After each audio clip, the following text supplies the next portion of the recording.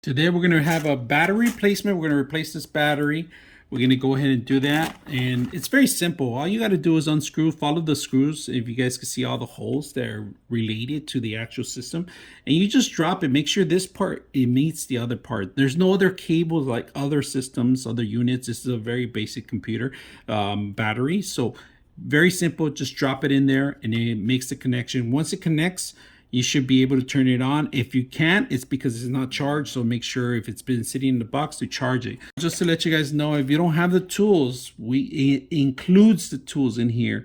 Like they give you a small little tiny Phillips and a star too. So just to let you guys know. So these are included in there to remove the cover and then to remove the battery. Very simple. Just a matter of removing all the screws and dropping the battery.